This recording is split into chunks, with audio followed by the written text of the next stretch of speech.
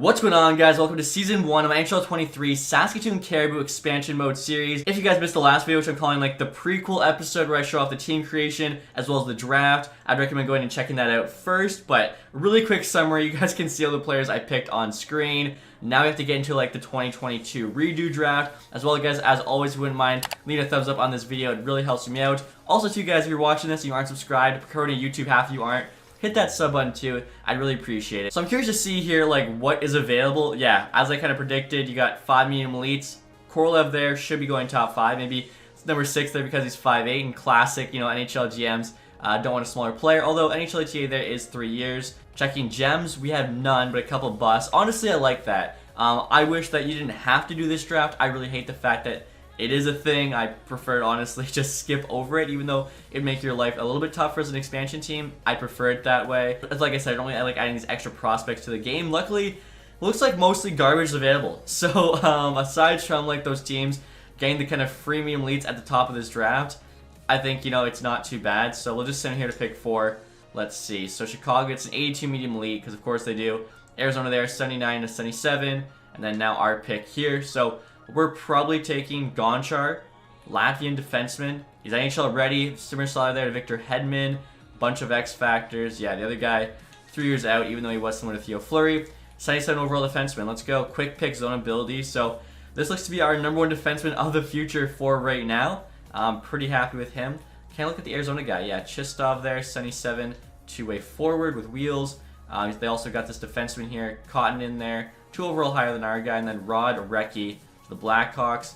Looks like he's going to be a good player. Pretty solid shot on him. So, yeah, I guess we can just count these as like super early steals for the next year's draft or whatever. Honestly, I don't even know if I want to trade for picks in this draft because it is a bad draft, right? Except for maybe the Flyers pick here at number 6. If they are interested in one of our defensemen, we could get back that medium elite prospect. But looking here, they are not interested in any of our defensemen. So yeah, if we're going to make a trade right now, it'll definitely be for like 2023 draft picks. Alright guys, so the first official trade I'm making as this team is offering up Chris Weidman to the St. Louis Blues for a 3rd round pick in the next draft. We'll see what they say here. Trades rejected. I feel like it's pretty close though, and again, this draft isn't as good. So we could add like a 7th round pick in this draft to kind of push it through.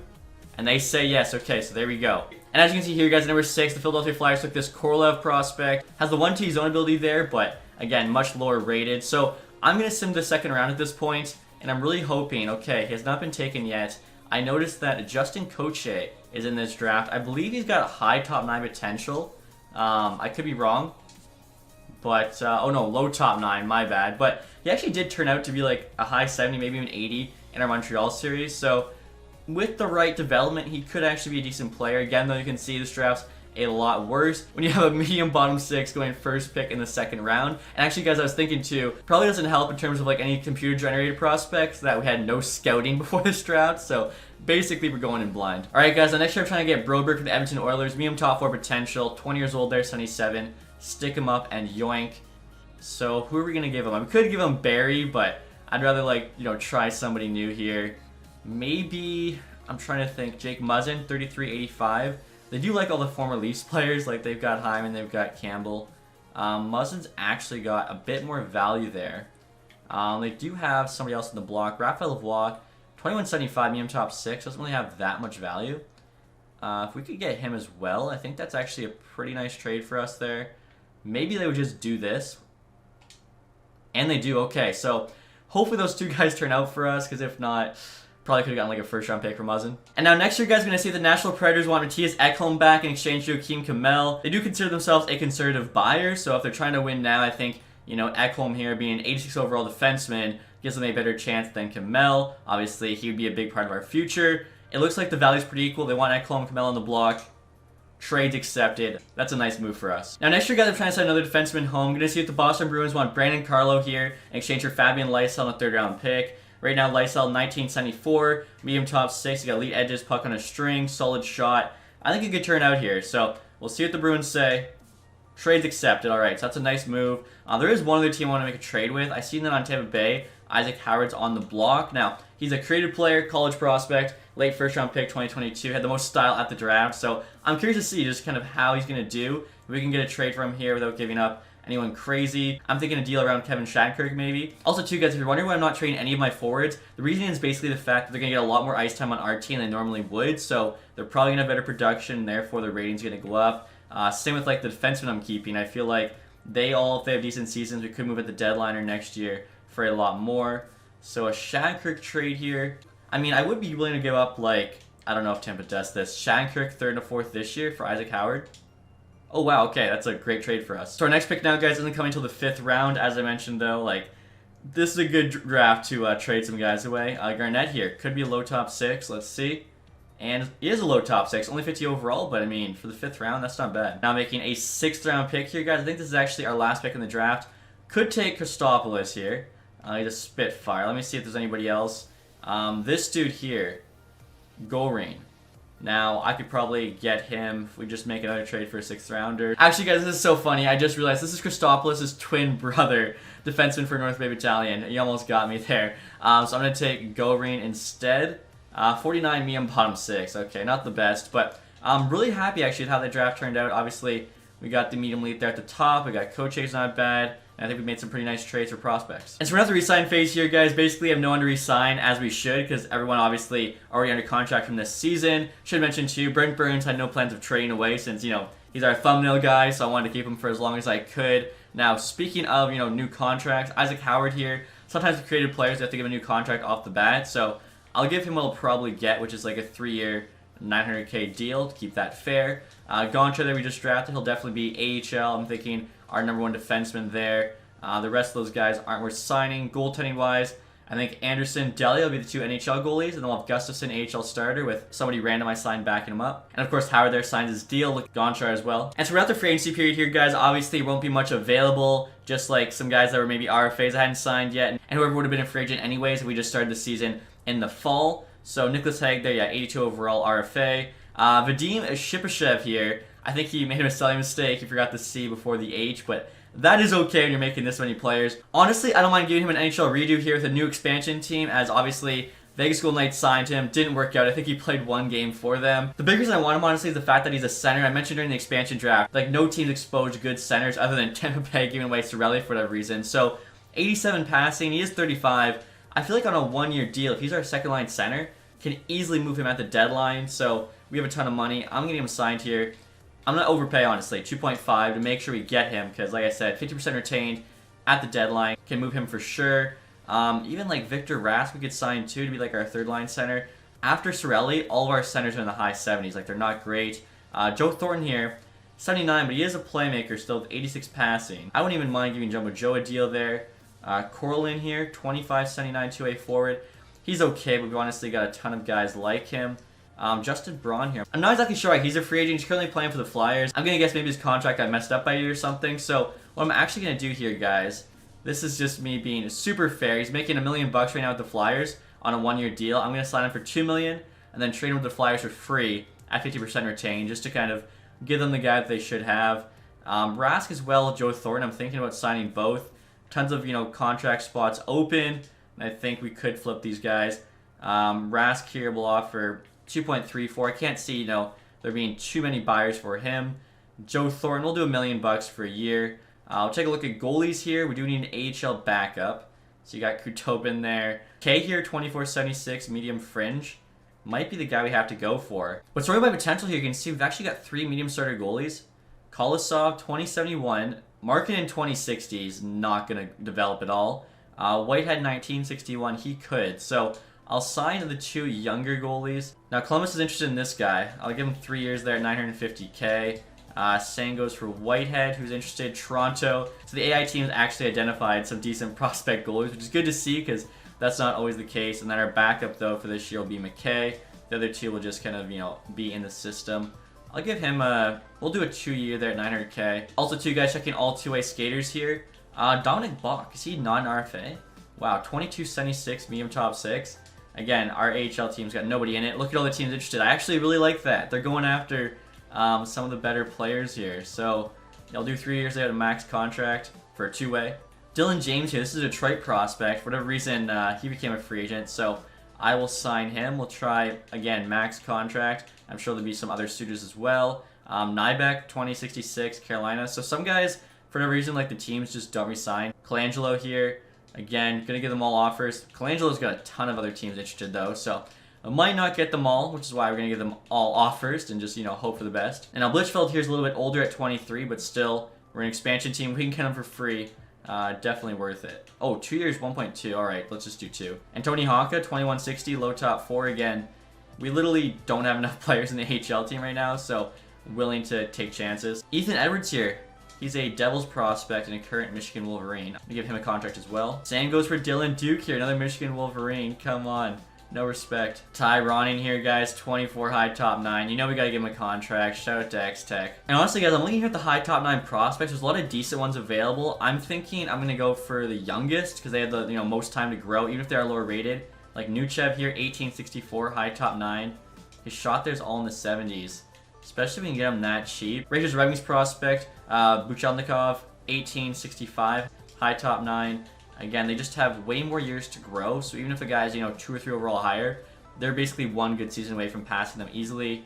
Yaroslav Chamelar, New York Rangers prospect here, plus a power forward. Again, try and get him signed. Same with Lorenz. I'm going to assume like the AI GMs will also make these guys offers. If not, I don't even know. Jackson Blake there, Carolina Hurricanes. Again, looking at all the 18-year-olds. The 19 and 20-year-olds, honestly, aren't even that bad of prospects either. The thing is, like, I just made offers on, like, what, 7 of these dudes? Like, we only do have so many roster spots. So, we'll see what everyone says here, guys. Honestly, after that, unless we're going to make some blockbuster trade, we're probably good to go. Colorado here offering us Behrens, who's a medium top 4 potential for JVR. Again, I think if JVR has a good season, I can get more. Although this guy's not that bad. I'm going to risk it, though. I'm going to risk him having a bit of a better season, and we can trade him for more. Rangers here want Kessel. Again, I'm saying no. I'm looking to, get those guys' value up. So Colangelo here said yes. Same with Nuchev, Blake. I think there's a bunch of just the high top 9s. Ryan Green, Shelnikov, Dylan James, Red Wings guy. Lorenz there, Edwards, Chimilar, Lamb, Dylan Duke, Whitehead, who's actually like, decent goalie. Nybeck, Honka. Wow. So far we've gotten everybody. Kolosov there, the other goalie. Justin Braun, who got a trade to Philly. McKay rejected. Roster is full. Okay, crap. Tyrone rejected, roster's full. Looks like he's on Iowa, unless that was the team he was already on. Thornton rejected, Rast said yes. Same with Shipashev there. Blichfeld rejected. Went with Coachella, which is fine. Bach accepted. Okay, so let me trade away Braun, then we can make an offer on that AHL goalie as well as Thornton. Alright guys, so I'm taking the Philadelphia Flyers 2028 7th round pick for Braun at 50%. Just being, a good guy here. Hopefully that buys me some good faith with the rest of the NHL GMs. And look at this guy, just to recap, I signed 8 18-year-old high top 9 forward prospects.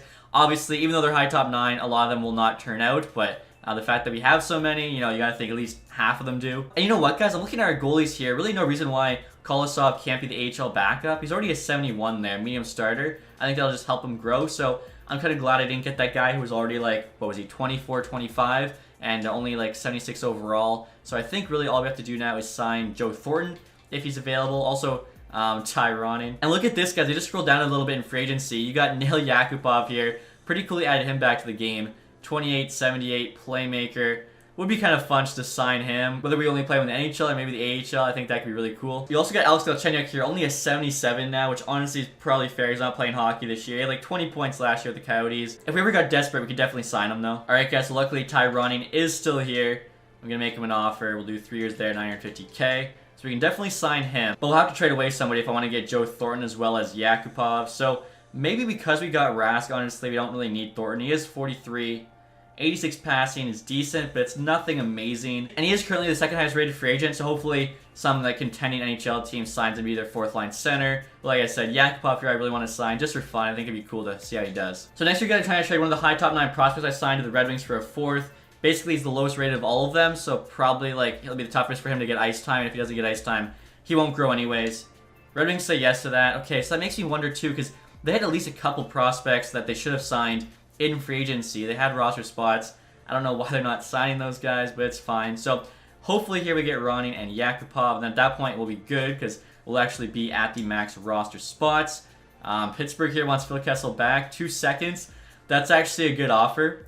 Okay, the fact that they're offering 2 seconds right now, if he plays top 6 all year though and goes off, I think he can definitely get a first. There we go. Ronning says yes. Same with Nail Yakupov. How cool is that? Okay, so we'll get to the start of next season now, guys. I'll figure out, how the lineup's going to look, but team should be fun. Look at this, guys. I'm getting so many offers for Phil Kessel. Rangers here offering Brennan Othman, but again, I think we can get more at the deadline. Obviously, it's a risk, but willing to take it. All right, guys, we're at the start of the first season here. Through 6 games in the preseason, we're 2-4-1. JVR there's got a point per game. Before I show you guys the lines, I guess I'll show you the coaching staff first. Our head coach there actually has an A- overall with pretty good attributes. Like, he's got A teaching there and B coach influence. So once we get some younger guys on this team, they'll obviously help out a lot.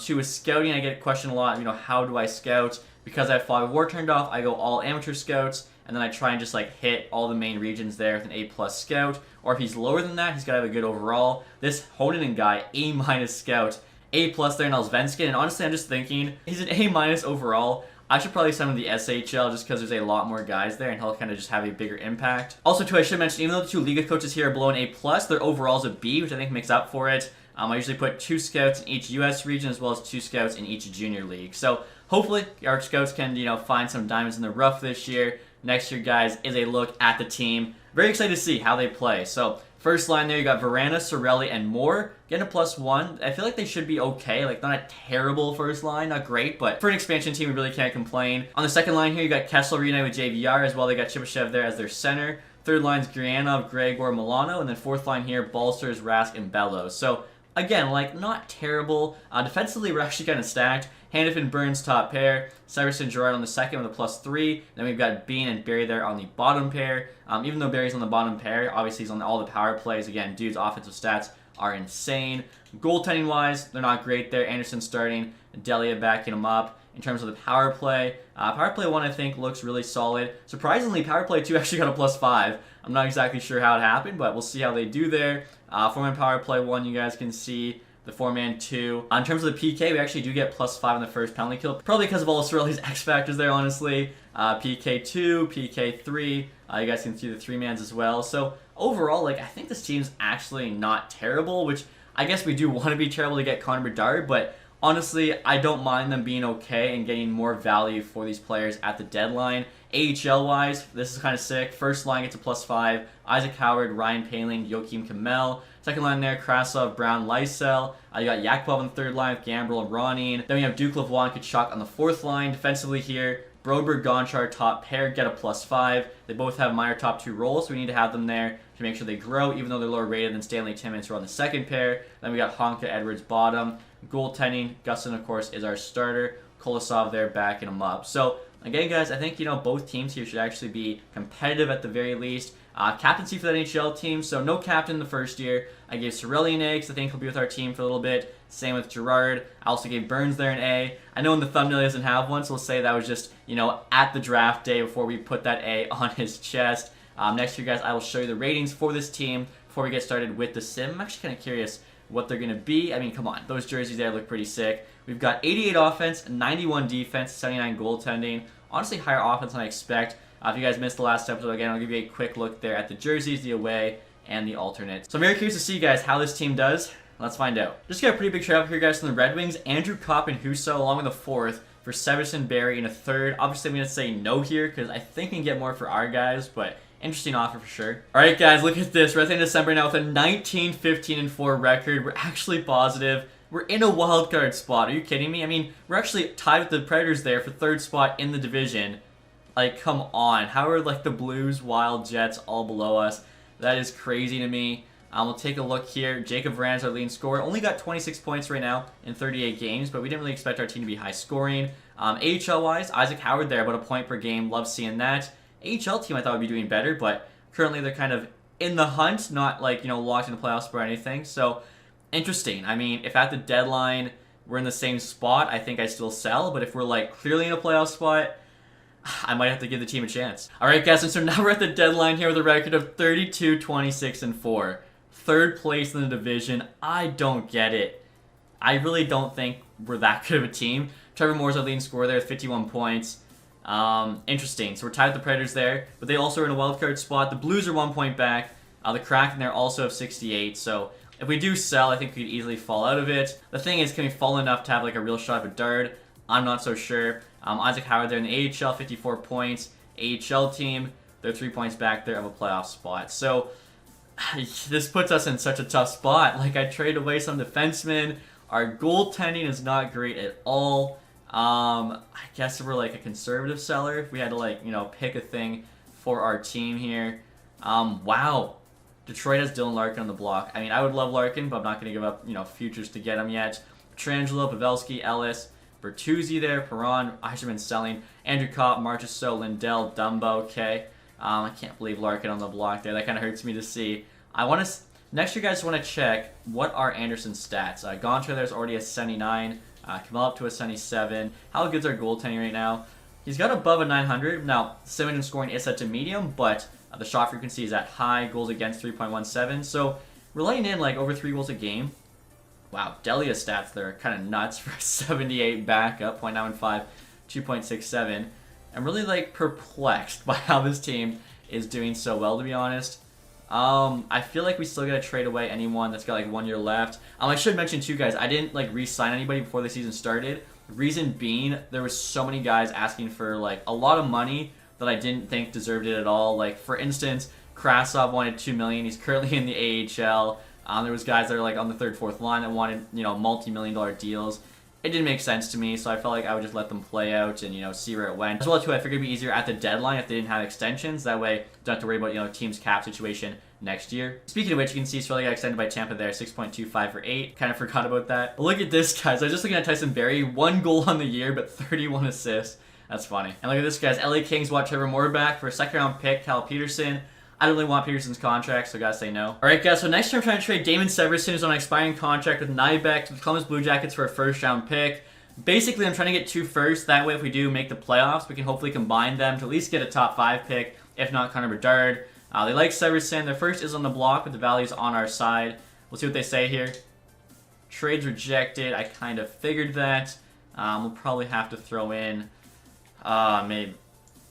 maybe a St. Louis third. We'll just give them enough value back.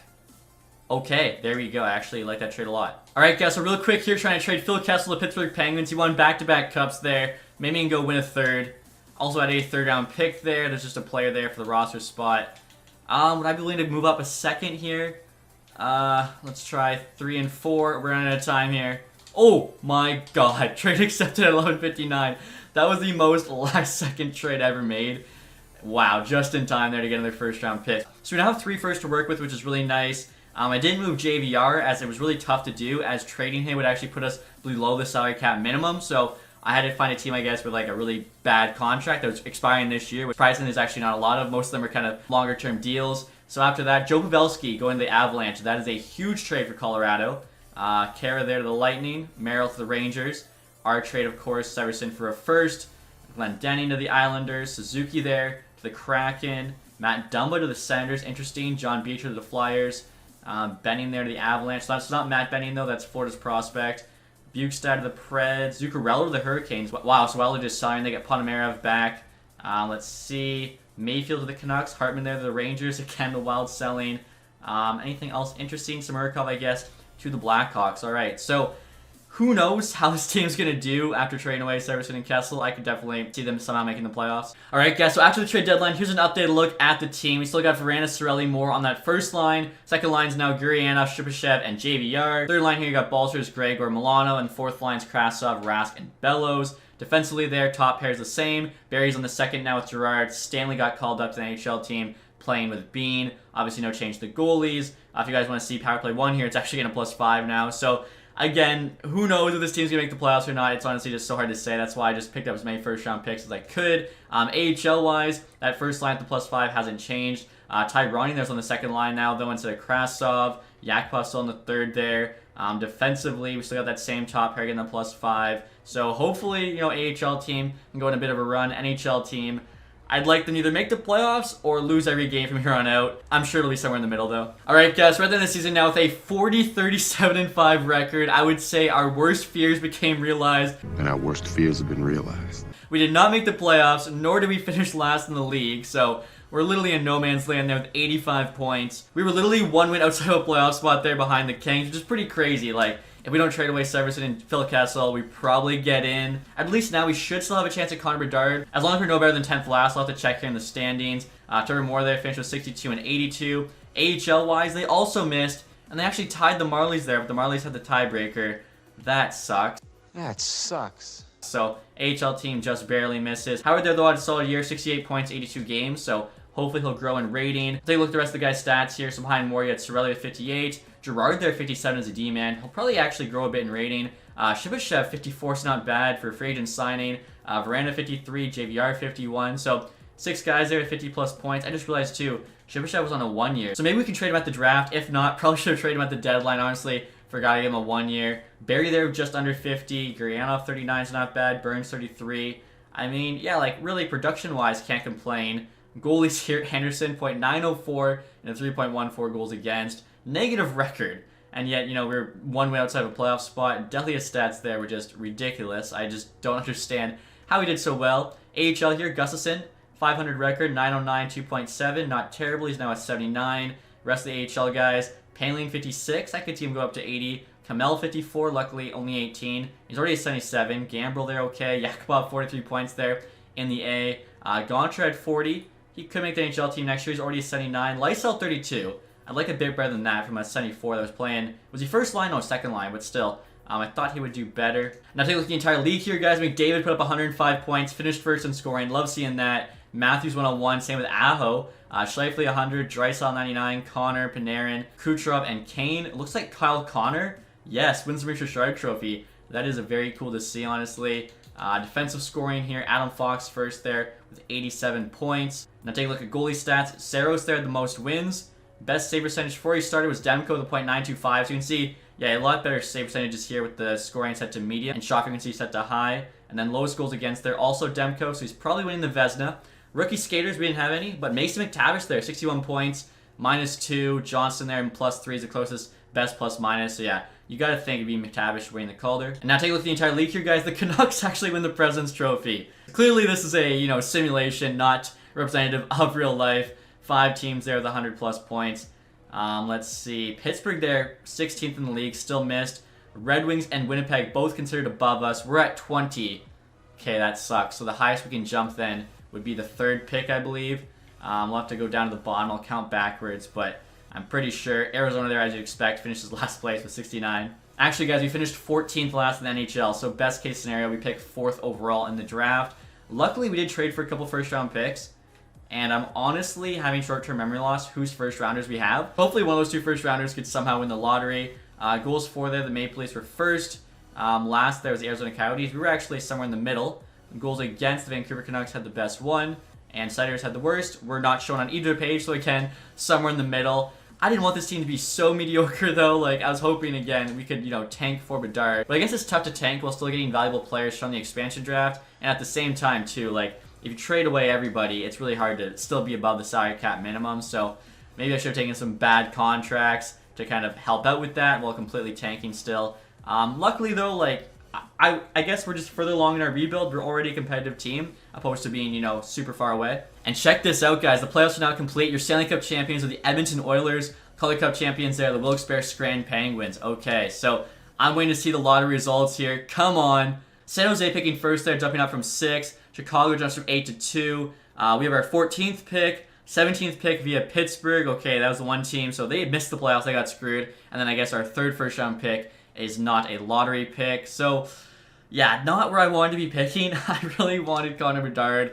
I guess it's not meant to be with this team either. We'll get him eventually in one of these franchise modes. So, next year, guys, we'll have to take a look at the awards here. And that'll be it for the episode. First things first here, playoff tree. First round there, you can see it was the Battle of Alberta. Edmonton beat Calgary in 6. Then beat the President's Trophy winning Canucks in 5. Defending Stanley Cup champion Avalanche in 7. And then they beat the back-to-back former Cup champs of the Lightning in 7. So I feel like they definitely, you know, deserve their Cup win here. Looking at the awards next. Obviously, I think we know all the team awards there. Individual here, McDavid. 3rd straight Art Ross Trophy. He also gets a Hart. Hedman there, James Norris, Panarin, Lady Byng, McTavish, Calder, Drysdale, Conn Smythe, Demko, Vezina, and William Jennings. Cotton in here on Arizona, Bill Masterton. Leafs coach, Jack Adams, so I guess he's the replacement Sheldon Keefe. O'Reilly, Selke, McDavid, Ted Lindsay, and Connor there, Maurice Richard. Honestly, aside from like the Canucks doing so well, I feel like this is one of the most accurate sims I've seen yet. In terms of the AHL, I'll take a look at the team here first. Calder Cup there, Wilkes-Barre Scranton Penguins, obviously. We just barely missed the playoffs in both leagues. I can't believe it. Cernak there, most points and MVP. Holloway most goals. So he was playing in the minors for Edmonton. That's crazy. Weisblatt there, best rookie. Prunovic, best defenseman. Tokarski, best goalie. Filipila, MVP of the playoffs. Lapierre there, sportsmanship. Gleesman, community involvement. And then finally Tokarski there, lowest goals against. All right, guys. So we definitely have our work cut out for us here. Having, 2 mid-first round picks and a late first round pick as a rebuilding team, opposed to that first overall pick in Connor Bedard. Louis Eriksson retires here. Shea Weber, Ryan Kessler, Seabrook. So a lot of guys are like on LTIR essentially. Take a look at goalies quick here. Mike Smith, and that is it. The lone goalie retiring. So once we get to the draft, guys, like I said, we'll definitely have to get creative to see what we can do there if we can move up. I mean, maybe first overall would take 3 first rounders. I'm not really sure though. But that's gonna do it for this episode, guys. Hopefully you enjoyed it. If you did, leave that thumbs up. If you haven't subscribed yet, hit the sub button down below. And as always, guys, thank you so much for watching. Have a nice day. Goodbye.